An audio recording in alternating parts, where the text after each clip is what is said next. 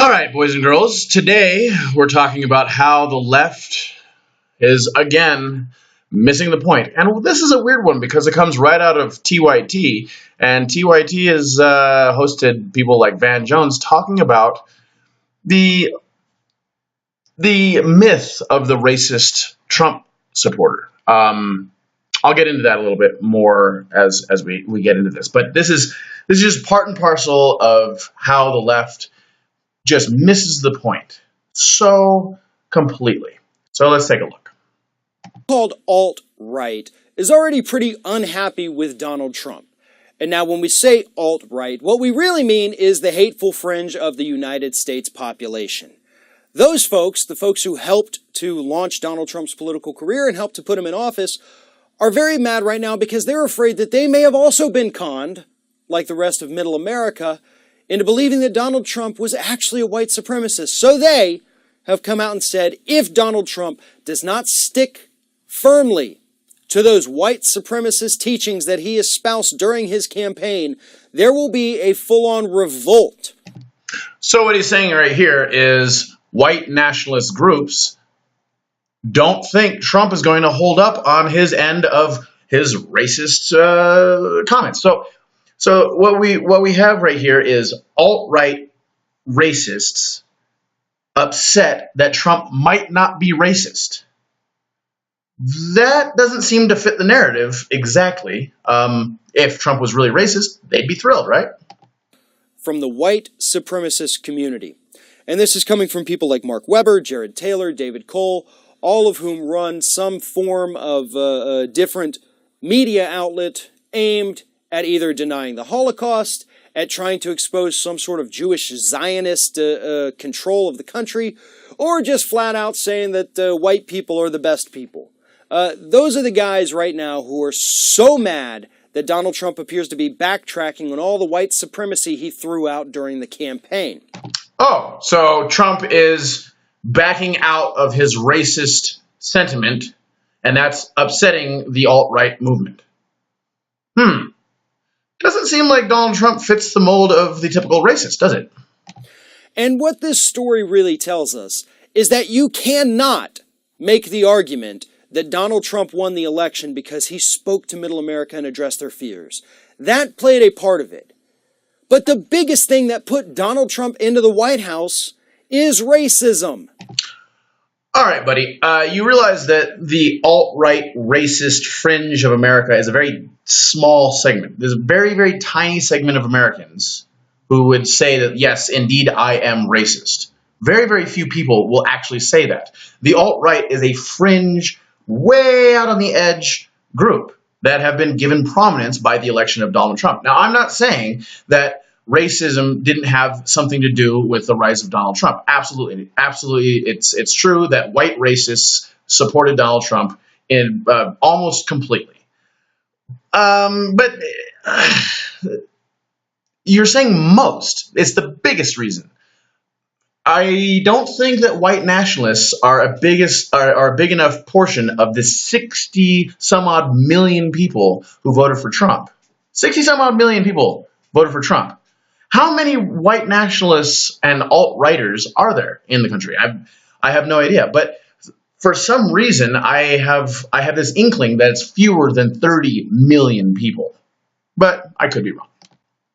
And we see that. We have people out there who are angry because Donald Trump is currently not being racist enough. They thought they had a guy in their pocket who was going to be everything that they were except powerful. And now they're angry. So you cannot logically make the argument that Donald Trump won only because he was able to speak to this white working class that was struggling in America. I don't think anybody, I don't think anybody intelligent or with credibility is making the case that that was the only thing that got Donald Trump the presidency. There are a lot of factors. Part of it was racism. I think that was a small part, but there was definitely a contingent of white racists who voted for Donald Trump. But there was also the backlash against a terrible candidate in Hillary Clinton. A lot of people just refused to vote for her because of her record. So there's a piece of it. I think misogyny did play a small role. There was a lot of people who wouldn't vote for Hillary Clinton purely because she was a woman. That is also true. And then there's you know, the entire country is suffering from job shortages. 50% of Americans are living at or below the poverty line. Then there's the backlash against the identity politics of the left. There are a lot of different factors, but definitely racism did not play the major role in electing Donald Trump. That's ridiculous. Again, that played a role in it. But you cannot deny the role that the white supremacists played, and you cannot deny the rhetoric that Donald Trump espoused during the campaign. Well, I think a lot of people do deny the rhetoric that Donald Trump espoused.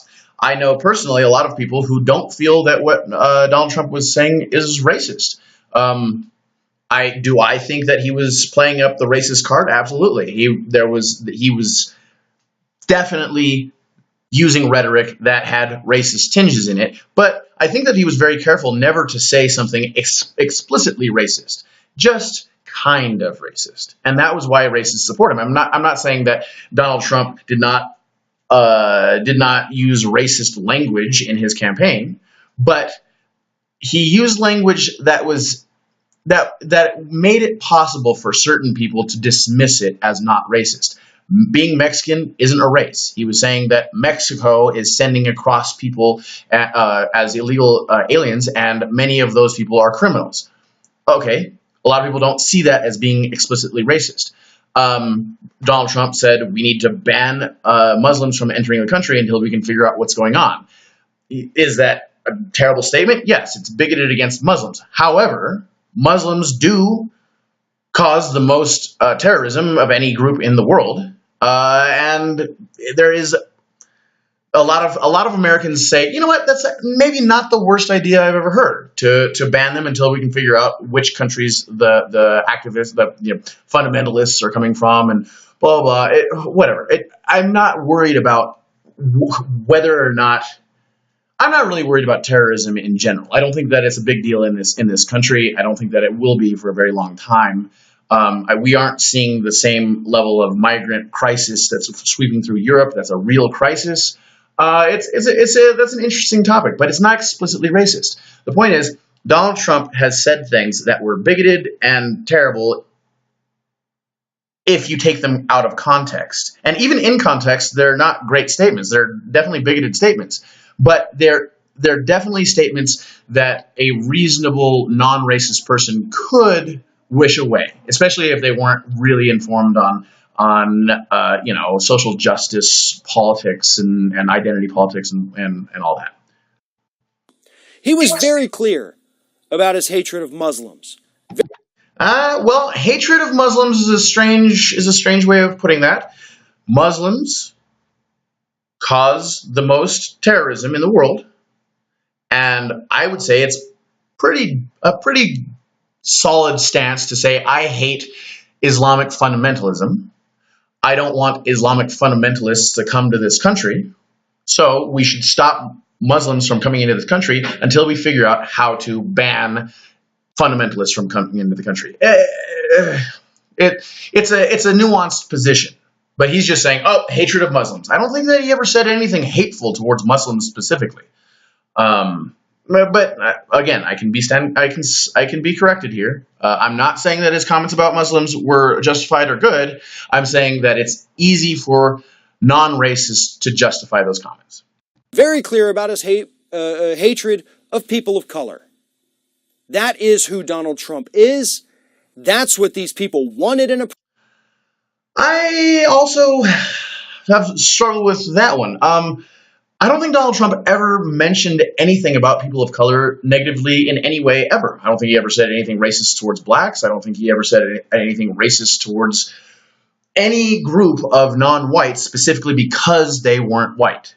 There were always reasons, Mexicans coming across the border, besides the fact that Mexican isn't a race, Mexicans coming across the border is a real issue that a lot of Americans have trouble with, and saying that that is a bad thing to happen, that all these immigrants are coming across, doesn't come across as racist to most people. And I don't know where you're getting the the obvious disdain for people of color from his comments about Mexicans and Muslims could also potentially apply to whites. I mean, if you're a white Muslim, I mean, Cat Stevens is a Muslim. Are we gonna say he's exempt? Did Donald Trump say Cat Stevens was exempt? No. So again, not great comments, but a non-racist person could justify them. President, and that's why they flock to him. Now, again, that's not saying that all Trump supporters are racist, but there's an argument to be made that all racists are Trump supporters. Yes, all white racists in America are Trump supporters. Sure. You know what? I'll grant you that. But what about black racists? Oh, shoot, that's right. Blacks can't be racist. If Obama said something derogatory about white people, he never has in any context that I can find. I don't think he's ever said anything racist towards white people. But I'm saying that if he did say something racist about white people, it wouldn't be racist because Obama, the most powerful man on the planet, is of the oppressed class in America, obviously. Two groups not necessarily mutually exclusive, but they're there.